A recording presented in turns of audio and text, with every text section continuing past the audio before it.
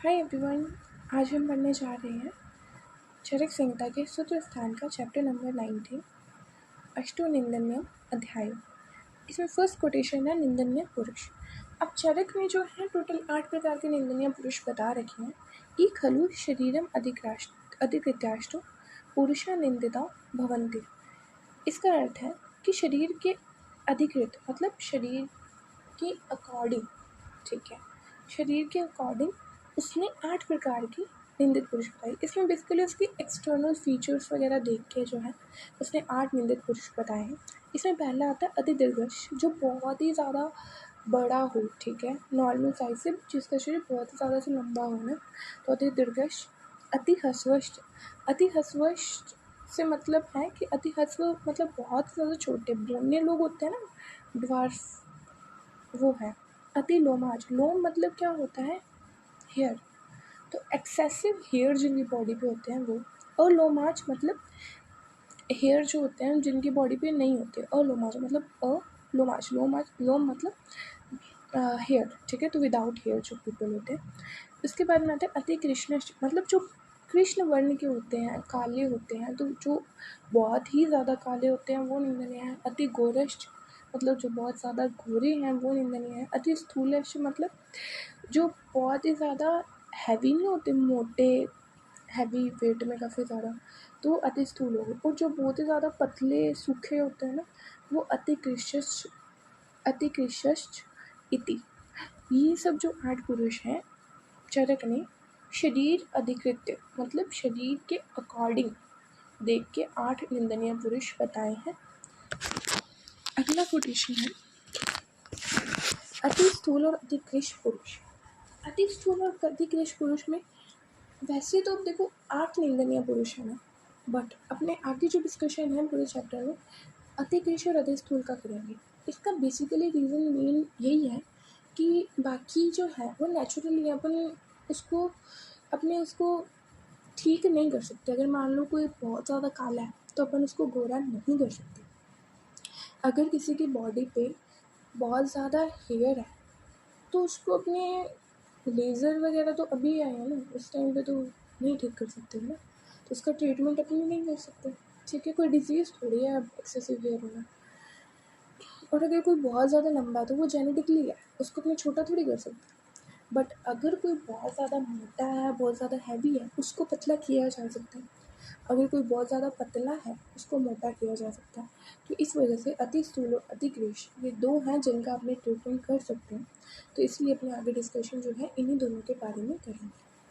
तत्र अति स्थूल कृशोर्भ्यो एवापरे निंदित विशेषा भवन्ति, ठीक है। जो भी अपने 8 पढ़े हैं अष्टनिंदनीय पुरुष, उनमें जो 2 हैं अति स्थूल और अति कृश है, ये दोनों विशेष हैं, ठीक है।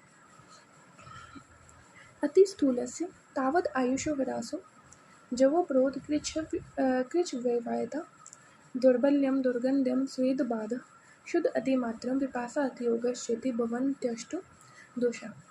इसमें बताया गया है कि जो अति स्थूल पुरुष हैं, जो बहुत ज़्यादा मोटे पुरुष हैं, उनके अंदर जो 8 दोष हैं वो बताए गए हैं। पहला क्या है, आयुषो ह्रास, ठीक है।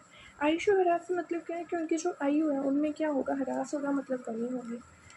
दूसरा जो है वो जवोप्रोध है, जवा मतलब इट्स लाइक उत्साह, ठीक है, तो उनमें कुछ उत्साह नहीं रहता। अब खुद इमेजिन करो कि कोई बहुत ज़्यादा मोटा बंदा है, उसमें क्या ही उत्साह रहेगा, थोड़ा सा चलेगा थक जाएगा, उत्साह तो रहेगा नहीं। तो जवोप्रोध है। कृच्छ व्यवायता मैथुन करते समय कष्ट होता है। दुर्बल्यम दुर्बलता रहती है, क्योंकि इनमें स्टेमिना वगैरह तो इतना होता नहीं है, कोई काम भी नहीं करते हैं, तो दुर्बलता ही रहेगी। दुर्गंधम इनमें से दुर्गंध आती है। स्वेदा भार मतलब स्वेद से उनको कष्ट होता है, ठीक है। शुद्ध अति मतलब उनको बहुत ज़्यादा भूख लगती है। उनके मोटे होने का रीज़न यही है कि बहुत ज़्यादा खाना खाना था। ऑफकोर्स खाना तभी खाएंगे ना जब भूख लगेगी, तो बहुत शुद्ध अति मात्रा मतलब बहुत ज़्यादा भूख लगती है। और पिपासा अति योगश्चेति मतलब बहुत ज़्यादा प्यास लगती है। अब अपने 8 दोष कौन से बड़े, आयुष्य ह्रास, आयु का ह्रास होता है, जो क्रोध उत्साह में कमी होती है। उसके बाद हमने देखा कृच्छ व्यवायता मतलब उसकी जो मैथुन है, मैथुन करते समय उसको कष्ट होता है। दुर्बल्यम दुर्बलता, दुर्गंधम स्वेदा भाग, शुद्ध अतिमात्रा मतलब बहुत ज़्यादा भूख लगती है और बहुत ज़्यादा प्यास लगती है। ये अपने 8 दोष पड़े। उसके बाद अगर कोई पर्सन मोटा हुआ है तो उसका रीज़न क्या है वो अपने देखेंगे। तत् अति स्थूल्यम अति संपूर्णात्। अति संपूर्णात् से मतलब क्या है कि ऐसे बहुत ज़्यादा अमाउंट में खाना खाना। ठीक है, अब कोई बंदा मोटा है उसका मेन रीज़न तो ये होगा ना कि उसने बहुत ज़्यादा खाना खाया होगा, तो वही है अति संपूर्णात्, मतलब बहुत ज़्यादा से ऊपर तक भर के है ना खाना खाना। ठीक है, गुरु मधुर। अब इसमें क्या है कि भोजन किस प्रकार का उसने भोजन खाया होगा, तो ऑफकोर्स हैवी भोजन किया होगा, गुरु भोजन खाया होगा, मिठाइयाँ भी तो काफ़ी सारी खाई होंगी, तो मधुर गुरु मधुर शीत। और उसके बाद है अव्यायाम। अव्यायाम मतलब उसने कुछ भी ऐसे एक्टिविटी नहीं करी, एक्सरसाइज नहीं करी। अब ऑफकोर्स अपने खाए जा रहे हैं, एक्सरसाइज नहीं करेंगे तो मोटे तो होंगे, तो अव्यायाम। ठीक है, अव्यवाय मतलब उसने मैथुन नहीं करा है, ये उसका रीज़न है। ठीक है, मोटे होने का। दीवा स्वप्न दिन में सोना, आदर्प नित्यवाद, अचिंतनाद। अब जो देखो मोटे लोग कौन होते हैं, मतलब फुल मोटे हो जा रहे हैं, उसको ऐसे टेंशन फ्री होते हैं, खाओ पियो ऐश करो मत करो वाली सीन। ठीक है, तो खाते हैं बहुत ज़्यादा, कैसा खाना खाते हैं वो, इट्स लाइक तारक मेहता का हाथी भाई। ठीक है, तो वो बहुत ज़्यादा मोटे हैं ना, तो वो कैसे हैं। ठीक है, खाना खाते हैं मस्त अपना, कैसा टाइप का खाना खाते हैं, गुरु मधुर स्निग्ध और शीत। ठीक है, ऐसे पूरा भर के खाना खाते हैं ना, अति संपूर्णात। और एक्सरसाइज तो करते नहीं है तो अव्यायाम। ठीक है, ये भी इमेजिन कर लेना, अव्यवायात। ठीक है, और दिन में सोते हैं और टेंशन तो कोई लेते नहीं है, तो नित्यवाद अचिंतनाद मतलब डेली टेंशन लेते नहीं है। और कुछ जो पर्सन होते हैं ना अचिंतनाद, विच स्वभावाच उपजायते। इसका मतलब ये है कि विच स्वभाव से मतलब कि कईयों के जेनेटिक्स में भी तो होता है ना कि हाँ ऐसे उनके पीढ़ी चलती आ रही है कि मोटे मोटे लोग हैं, तो वो जीन में भी तो होते हैं ना कईयों के कि इतना खाते भी नहीं है फिर भी मोटे ही रहते हैं। ये अपने रीज़न पड़े मोटे होने के। ठीक है, तस्य। अब अपने एक चीज़ देखेंगे, जो अपने 8 दोष पड़े थे ना, आयुषुहरास, जवक्रोध, कृच, व्यवायता, दुर्बल्यम, दुर्गंधम, स्वेदाभात, शुद्धति मात्रम, पिपासाद, योग, क्षिति। ये जो अपने 8 दोष पड़े थे, इनके रीज़न क्या है। ठीक है, वो अपने पढ़ेंगे। ठीक है, अब जैसे आयुषुहरास है, आयु में कमी होगी, पर क्यों कमी होगी, तो वो रीज़न ऐसे अपने हर किसी के देखेंगे। तो पहले आता है तस्य हय अतिमात्रम, हय अतिमात्र मेद स्मिनो, मेद एव उपचीयते, न तथेतरे धात्व, तस्मात् तस्य आयुषु ह्रास। इसका मतलब बेसिकली क्या है कि मोटे होने से क्या होता है, शरीर में मेद धातु बढ़ जाती है। ठीक है, और शरीर में मेद जो होता है अधिक रूप में बढ़ गया हो, जिसके शरीर में मेद अधिक रूप में बढ़ गया हो, तो पुनः उसके शरीर में अधिक मात्रा में मेद धातु की वृद्धि होगी। अब कोई बंदा मोटा हो, उसका मेन रीज़न यही होता है कि मेद धातु का बढ़ जाना। ठीक है, अब शरीर में मेद बढ़ गया है। ठीक है, तो वो मेद जो बढ़ा हुआ मेद है वो भी क्या करेगा, मेद धातु को और बढ़ाएगा, और मेद धातु बढ़ती जाएगी, काफ़ी ज़्यादा अमाउंट में मेद धातु शरीर में हो जाती है। ठीक है, जितनी मेद धातु होती है उतनी अमाउंट में बाकी धातुएं नहीं हो पाती। ठीक है, जो रस, रक्त, मांस, अस्थि, मज्जा, शुक्र, ये जो बाकी की 6 धातु हैं, ये उतनी अमाउंट में वृद्धि नहीं करती जितनी मेद धातु है। तो एक ही धातु बढ़े जा रही है, बाकी सारी धातुएं बढ़ नहीं रही हैं, तो ऑफकोर्स आयु का ह्रास तो होगा ही, आयु में कमी तो होगी। ठीक है, अब दूसरा रीज़न, दूसरा दोष क्या था, जब अवरोध उत्साह में कमी होना। अब उसका रीज़न बेसिकली क्या है, शिथिल्याद सो कुमार्याद गुरुत्वाच मेदसो जवोभूत। इसका बेसिकली क्या है कि शरीर में शिथिलता आ जाती है, सुकुमारता आ जाती है। ठीक है, और शरीर बेसिकली क्या हो जाता है, गुरु हो जाता है, शरीर हैवी हो जाता है। अब कोई हैवी पर्सन है, उसको कोई काम करने में ऐसे उत्साह थोड़ी आएगा, उसको तो ये होगा ना हाँ बस पड़े रहे। ठीक है, ऐसे कोई सुकुमारता है, ऐसे सुंदर सा शिथिल पुरुष है, उसको इतना काम करने में कुछ ऐसे उत्साह का फील नहीं होगा ना, तो ये रीज़न है जवाबूत का। उसके बाद अपने थर्ड कौन सा देखा था, कृच व्यवायता। अब उसका रीज़न बेसिकली क्या है, शुक्र अबहुत्व अबहुत्वान मेधसा आवृत मार्गत्वाच कृच व्यवायता। अब इसका रीज़न बेसिकली क्या है कि हमने पहले देखा कि मेद धातु जो होती है वो बहुत ज़्यादा बढ़ जाती है।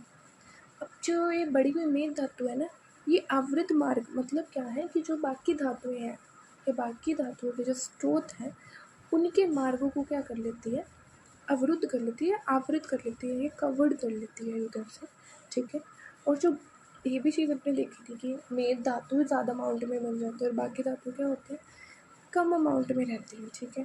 तो शुक्र भी क्या रहता है, कम अमाउंट में रहता है, शुक्र भी कम बनता है। अब शुक्र कम बनेगा तो ऑफकोर्स कृच व्यवायता तो होगी ही, क्योंकि मैथुन के साथ निकलता ही शुक्र है।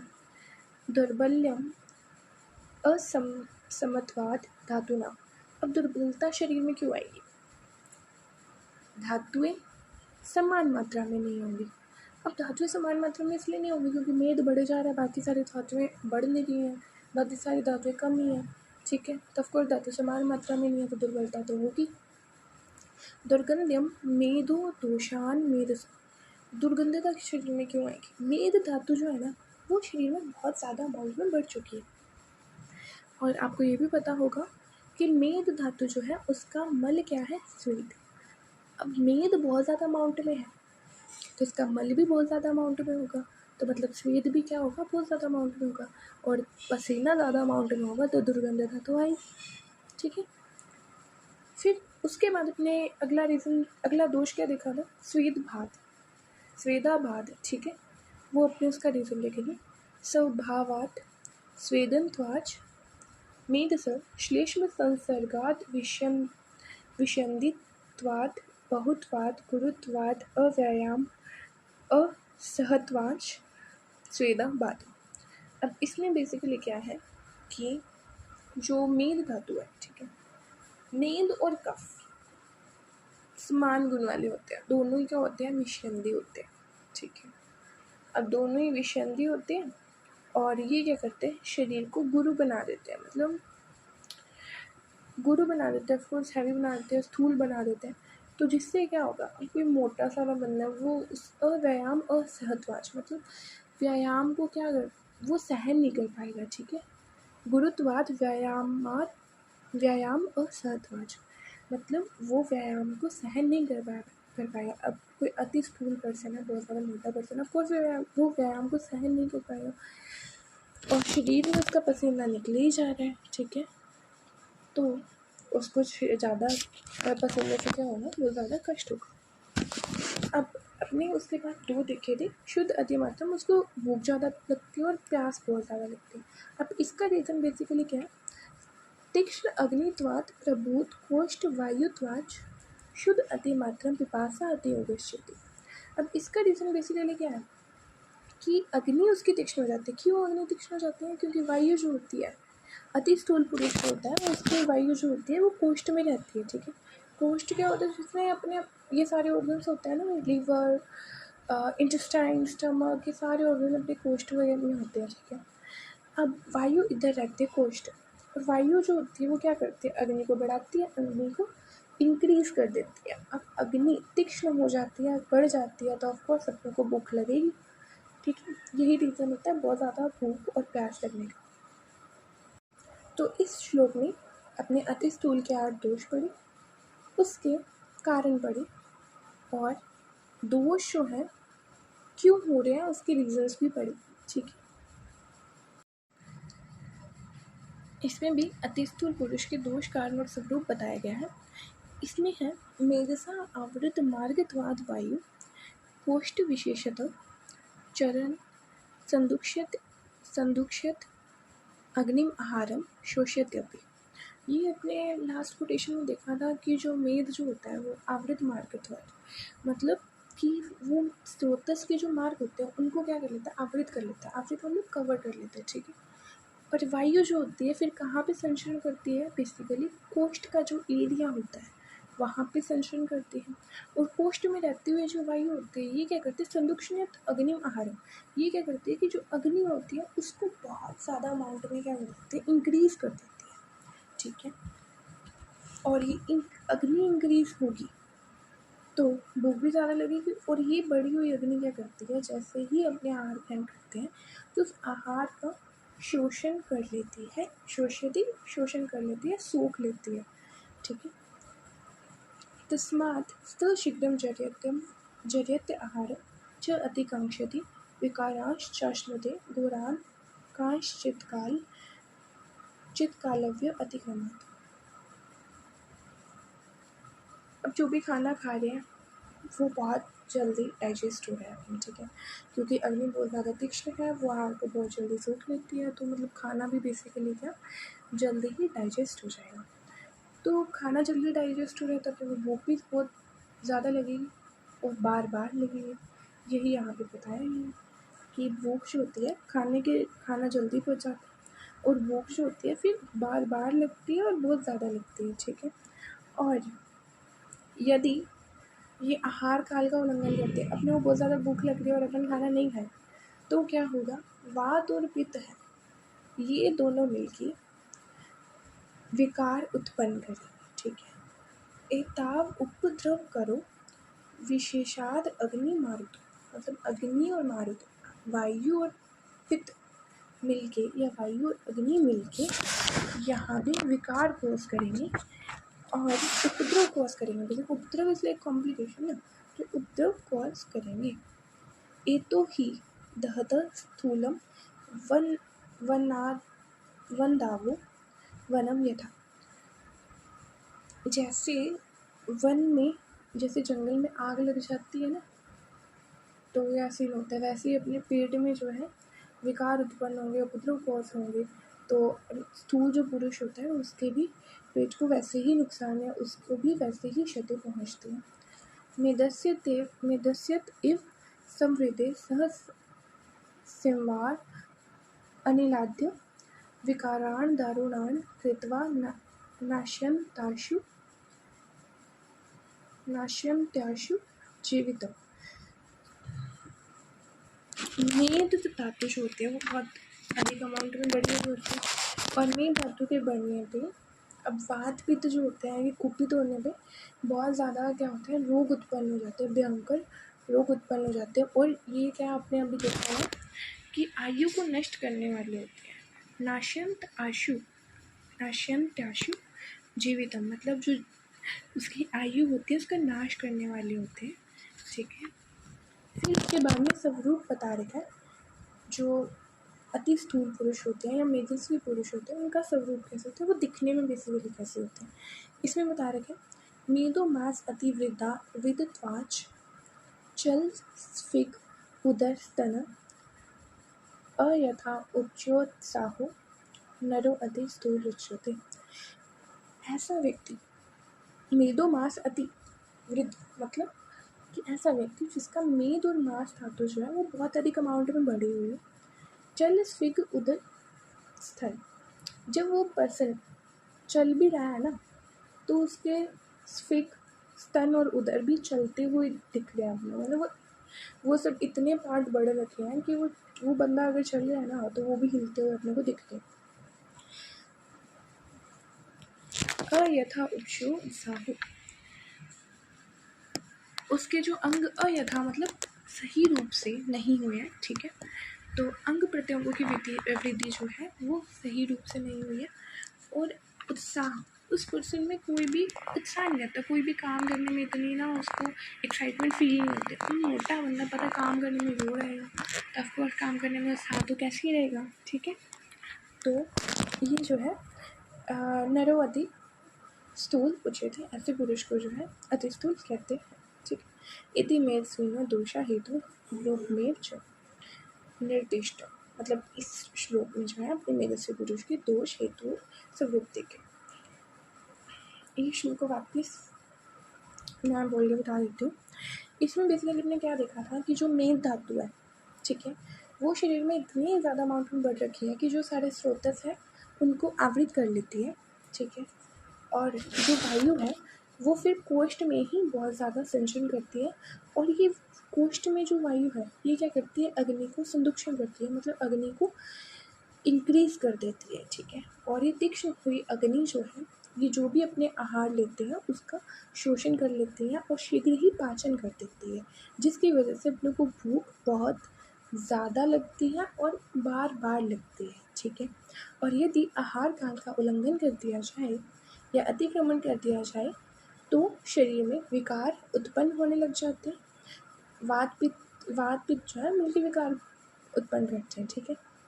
और विकार में क्या बेसिकली वात और पित्त जो है या वायु और जो अग्नि है वो मिलके उपद्रव कॉज करते हैं, ठीक है। और इसमें जो है स्थूल पुरुष को उसी प्रकार कष्ट मिलता है जैसे जंगल में आग लगने पे होता है, ठीक है। और मेद जो है बहुत अमाउंट में बड़ा होता है। मेद की जो ये बड़ी अमाउंट और साथ में वात पित्त कुपित हो रखे तो ये भयंकर रोग कॉज करते हैं, जिससे जो व्यक्ति है उसकी आयु जो होती है उसका भी क्या होता है, नाश हो जाता है। अब उसके बाद अपने देखिए अति स्थूल की परिभाषा या फिर उसका स्वरूप। अब कोई बंदा मोटा है तो उसका स्वरूप कैसा होगा, मेद और मांस जो होते हैं वो बहुत अधिक अमाउंट में बढ़ रखे होते हैं। और वो पर्सन अगर चल भी रहा है तो उसके स्फिक्स स्तन और उदर ये तीनों भी चलते हुए दिखते हैं अपने को। उसके अंग प्रत्यंग जो है उसकी वृद्धि ढंग से नहीं हुई होती और उसमें कोई भी कार्य करने में उत्साह नहीं होता। ये था पूरी कोटेशन की समरी। वक्ष्यति वाच्यमधिकाश्रे त्वद परम सेवा रुक्ष अन्नपानानां लंघनं प्रमिताशनं क्रिया अतियोग शोकश्च वेद निग्रह विनिग्रह वृक्षस्य उद्वर्तनं स्नानस्य अभ्यासः प्रकृतिर्जरा विकारानुष्य क्रोध कुर्वन्त्य अतिकृष्य नरम। इस कोटेशन में अतिकृष होने के कारण बता रखे हैं कि कोई पर्सन बहुत ही ज़्यादा पतला है, दुर्बल है, तो उसका रीज़न बेसिकली क्या है, ठीक है। तो इसमें बता रखे हैं सेवा रुक्ष अन्नपान नाम, मतलब कि रुक्ष अन्नपान, ठीक है, जो ड्राई भोजन होता है वो उसका सेवन करने से, ठीक है। क्योंकि पता ही है जो ड्राई भोजन होगा, कृष जो पुरुष होते हैं उनमें वात भी क्या होती है, बहुत ज़्यादा अमाउंट में बढ़ी हुई होती है। तो वात को बढ़ाने वाली चीज़ें क्या है, ड्राई भोजन करना, नींद ढंग से नहीं लेना, ठीक है, और शोक, और ये सब चीज़ें जो हैं अपने को याद रखनी है। इससे अपने को थोड़ा आइडिया हो जाएगा कि कैसे अपने इसके कारण याद कर सकते हैं, ठीक है। तो पहला रीज़न क्या है, रुक्ष अन्नपान का सेवन करने से, लंघन करने से, लंघन भी क्या करता है, वात की वृद्धि करता है। प्रमिताशनम से मतलब क्या, लिमिटेड पोर्शन खाने से। कई लोग होते हैं ऐसे दांत तोल के पोषण खाना कि हाँ नहीं इतना नहीं, इतना ही खा देती हूँ मैं, इतना ही खाऊंगी, ऐसे करके बहुत लिमिटेड भोजन खाते हैं, बहुत कम खाना खाते हैं। तो उनका फिर खाना खाया हुआ उनके लगता भी नहीं है ना, ऐसे लिमिटेड भोजन खाएंगे तो कहाँ से मोटे होंगे, तो पतले ही तो रह जाएंगे। फिर है क्रिया आती होगी। अब खाना ये बहुत कम खाते हैं, काम बहुत ज़्यादा करते हैं, तो ऑफकोर्स पतले तो होंगे, क्रिया आती होगी, बहुत ज़्यादा क्रिया करते हैं, बहुत ज़्यादा काम करते हैं। शोकश मतलब शोक में रहते हैं, शोक भी क्या करता है, वायु को बढ़ाता है, तो उससे रिलेट करके तुम ये चीज़ याद रख सकते हो। वेग निद्रा विनिग्रह, रात को सोते नहीं हैं, नींद के वेग को रोक रहे हैं, उनको नींद आ रही है बट नहीं सोते हैं ना। और मल मूत्र जो है इनके भी वेगों को क्या करते हैं, रोक देते हैं। अब ये भी पता हो मल मूत्र जो है उनके वेगों को रोकने से भी वात का रिलेशन होता है, ठीक है। वृक्षस्य उद्वर्तनम स्नानस्य अभ्यास, मतलब जो वृक्ष चीज़ें हैं, जो ड्राई चीज़ें हैं, उनसे क्या करना, उद्वर्तन करना। उद्वर्तन मतलब उबटन लगाना, ठीक है। और स्नान भी वृक्ष चीज़ों से ही करना, ठीक है। प्रकृति मैटर करती है, किसकी बात प्रकृति है तो वो उसकी कृष होने के चांसेस ज़्यादा। जरा, अब पता हो तो बाल्यावस्था में पित्त कफ दोष ज़्यादा होता है, जो युवावस्था होती है उसमें पित्त, और जो वृद्धावस्था होती है उसमें वात दोष ज़्यादा होता है। तो उसे रिलेट करिएगा, अतिकृष है, पतला है, दुर्बल है, वात ज़्यादा, तो बूढ़े लोगों में भी ये चीज़ हो सकती है, क्योंकि बूढ़े लोगों में वात ऑलरेडी ज़्यादा होती है तो वो भी कृष हो सकते हैं, ठीक है। कृष होने के कारण ये भी हो सकता है।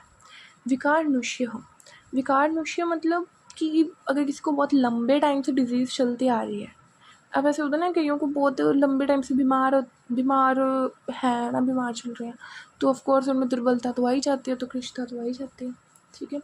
क्रोध, बहुत ज़्यादा गुस्सा करते हैं लोग, वो भी क्या होते हैं, ये भी कृष होने का कारण ही है। ये सब चीज़ें उनको क्या बनाते हैं, कृष बना देते हैं।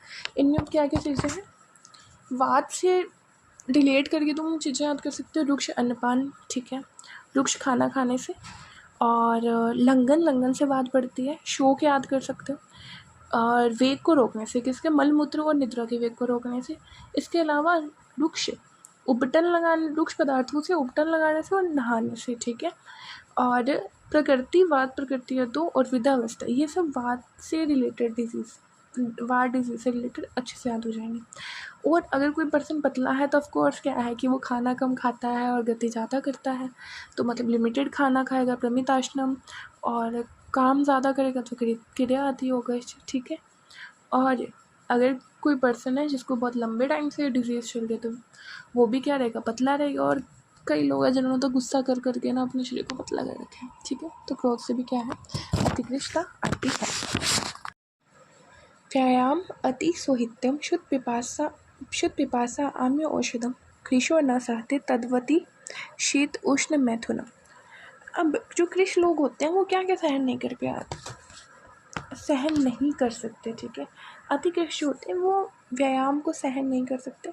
अब बहुत पतला बंदा है, वो एक्सरसाइज को कैसे, मतलब उसमें इतनी दुर्बल है ना, तो वो नहीं कर पाता इतनी एक्सरसाइज, ठीक है।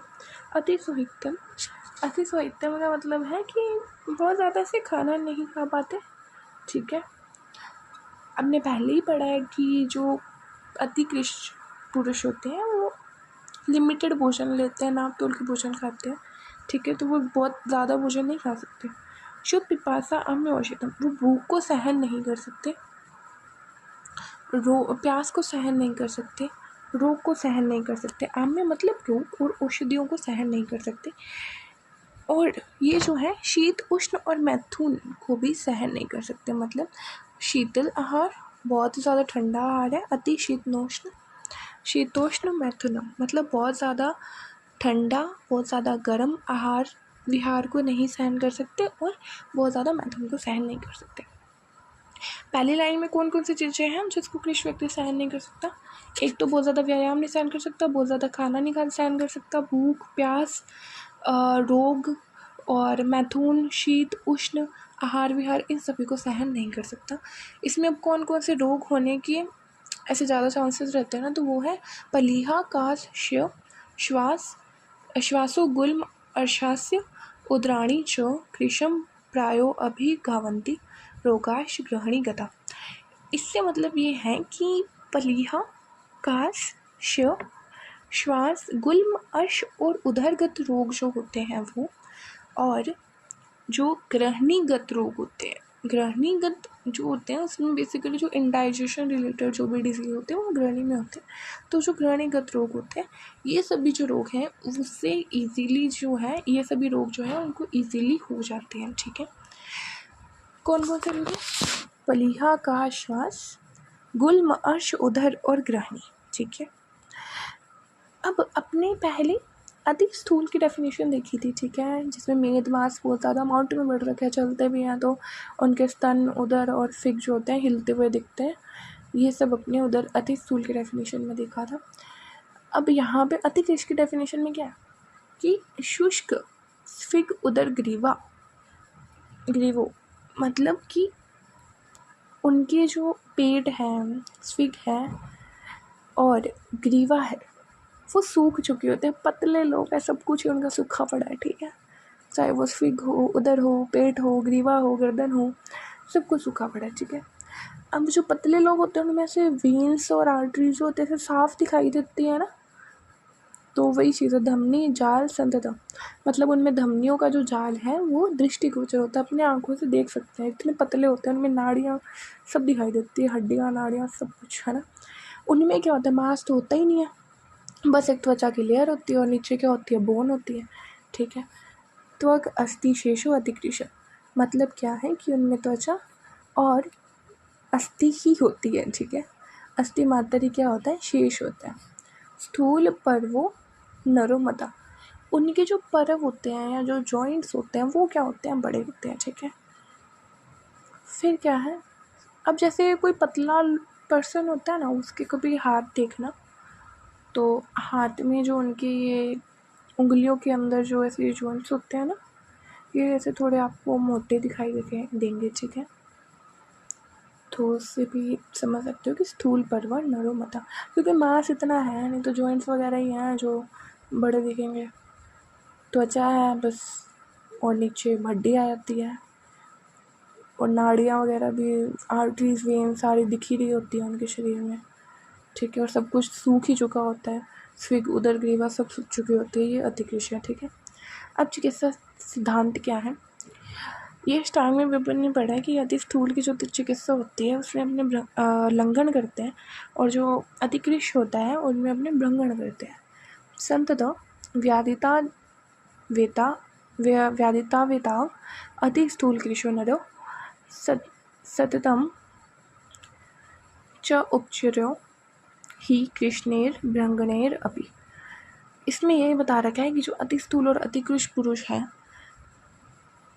उनकी चिकित्सा में क्या है, कर्षण मतलब कि लंघन। जो अति स्थूल पुरुष है उसका लंघन करा दो, और जो अतिकृष्ण पुरुष है जो बहुत पतला है उसका भ्रंगण करा दो। भ्रंगण इज लाइक नरिशमेंट, ठीक है, तो वो करवा दो। स्थूल्य कार्श्य वरम कार्श्यम सम उपकरणों हितो यद्युभो व्याधिर आगच्छेत स्थूल में अति पीड़ित। इसमें क्या बोलना चाह रहे हैं, अब एक चीज़ माइंड में आती है कि हाँ बहुत ज़्यादा मोटा बंदा अच्छा है या फिर बहुत ज़्यादा पतला, इन दोनों में कंपैरिजन किया जाए। तो इन दोनों में कंपैरिजन में क्या है कि जो बहुत ज़्यादा पतला बंदा ना उसको अच्छा बोला गया कि मतलब स्थूलता से, हैवीनेस से कृष्णता जो है वो ज़्यादा अच्छी है। अब इसका रीज़न पता क्या है, सम उपकरण मतलब कि अपने पास चिकित्सा के समान उपकरण है, ठीक है, जो भी अपने पास में इक्विपमेंट्स हैं वो सेम है, ठीक है, चिकित्सा के समान साधन होने पर। और यद्युभो व्याधि आच्छते, सेम व्याधि है, सेम उपकरण है अपने पास, ठीक है, ट्रीटमेंट के लिए सेम इक्विपमेंट्स हैं अपने पास, चाहे वो स्थूल पर्सन हो या कृष्ण, और व्याधि भी दोनों को सेम हुई है, ठीक है। बट वो सेम व्याधि किसमें ज़्यादा जो है कष्ट देगी या ज़्यादा पीड़ा देगी, ठीक है, तो वो लिखा गया कि स्थूल में अति पीड़ित। अगर सेम व्याधि हुई है, वो सेम डिसीज़ एक कृष्ण पुरुष को कर दी, एक कृष्ण पुरुष को हो रखी है और एक स्थूल पुरुष को हो रखी है, तो जो स्थूल पुरुष है उसमें वो डिसीज़ ज़्यादा कष्ट देगी एज़ कम्पेयर टू कृष्ण पुरुष, इसलिए कृष्णता जो है उसको अच्छा बोला गया स्थूलता से। ये चीज़ समझ में आई।